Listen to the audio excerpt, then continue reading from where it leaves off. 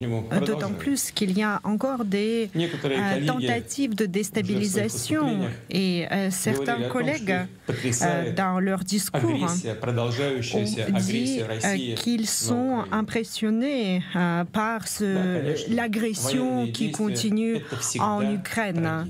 Et évidemment que les hostilités représentent toujours une tragédie pour les gens, pour leurs familles, pour le pays.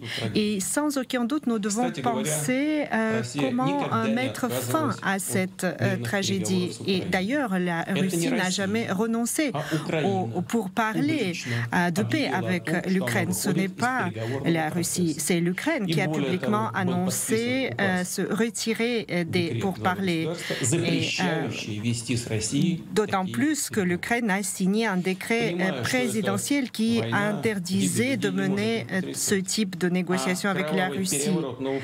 La guerre secoue les familles et les pays, mais le coup d'État sanglant à Kiev qui a eu lieu et qui a été suivi par la guerre civile, par le conflit dans le Donbass, ceci ne secoue-t-il pas tout le monde? Et ce qui se passe à Gaza aujourd'hui, est-ce que ceci ne secoue pas tout le monde? Quand les chirurgiens doivent opérer les enfants sans anesthésie, est-ce que ceci ne secoue personne?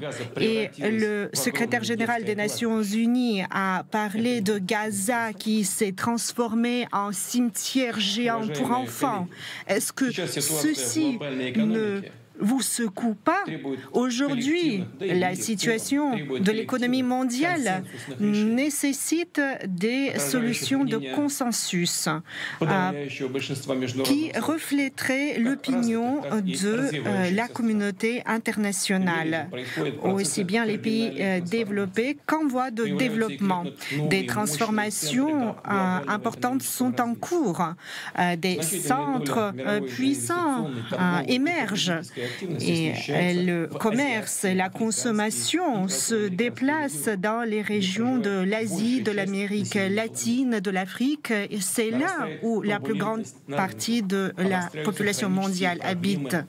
Les marchés restent turbulents. Il y a des perturbations en matière de finances. Mais la Russie est fidèle à tous ses engagements et reste un des plus grands pays qui exportent les denrées alimentaires. Et je tiens à vous dire que nous avons envoyé des bateaux qui transportent le grain gratuitement vers les pays de l'Afrique. L'économie mondiale a besoin de renforts, mais malheureusement souffre de la mauvaise politique macroéconomique de plusieurs pays. Et il y avait des justifications de données, notamment pendant la pandémie, où des trillions de dollars ont été versés dans l'économie et dans le secteur bancaire, ce qui a provoqué l'inflation, ce qui a provoqué la hausse des prix des denrées alimentaires et des énergies. Voici ce qui a été à la base de ces perturbations. Ce ne sont pas nos tentatives d'arriver à la justice en Ukraine, non. C'était ces actions-là qui avaient mené à la hausse des taux et les pays les plus pauvres en ont souffert. Les restrictions illégitimes pour le commerce et certains agendas climatiques de certains pays pour renforcer leur propre compétitivité et écarter les concurrents sont des pratiques malpropres de la concurrence. Et ils détruisent non seulement les chaînes logistiques et les canaux de paiement internationaux, mais il y a aussi des actes de subversion comme les attentats contre les gazoducs Nord Stream. La Russie soutient les normes et le statut des Nations Unies et la coopération avec le respect respect mutuel. Il est important d'assurer la bonne gestion et la bonne gouvernance économique dans le monde pour relancer l'OMC et sa fonction de l'arbitrage. Il faut renforcer la confiance vis-à-vis des institutions comme la Banque mondiale ou le FMI pour que leurs ressources soient envoyées vers les pays, les régions qui en ont vraiment besoin et ne soient pas utilisées à des fins conjoncturelles. Nous sommes prêts à travailler dans le cadre du G20 et avec d'autres plateformes internationales telles que les BRICS, car l'influence des BRICS ne cesse de croître compte tenu de l'élargissement des BRICS. Et bien évidemment, notre pays contribuera au développement durable et à la lutte contre les changements climatiques, pour la sauvegarde de la biodiversité, pour tout type de sécurité durable. Les infrastructures et les réseaux d'information et de sécurité de l'information sont aussi un domaine important pour nous. Nous fournissons des services de gouvernance électronique et les services digitaux à nos citoyens. Et nous voulons atteindre la situation neutre en carbone vers 2060. Nous voulons lutter contre l'émission des gaz à effet de serre. Il y a de l'énergie renouvelable et les technologies écologiquement propres dans tous les secteurs de notre économie. Nous déployons les efforts pour que les femmes puissent participer de manière plus active à la vie économique et à tous les domaines de la vie. Les femmes sont bien représentées dans les administrations, dans les entreprises. Ils sont à la tête de nombreuses entreprises et institutions. Et je tiens à remercier la présidence indienne et à souhaiter beaucoup de succès à nos amis du Brésil qui, à partir du 1er décembre, présideront le G20. Je vous remercie de votre attention. Voilà ce discours très attendu. Alors, contrairement à ce que disait le Kremlin, pas de renversement de table, pas de grande sortie.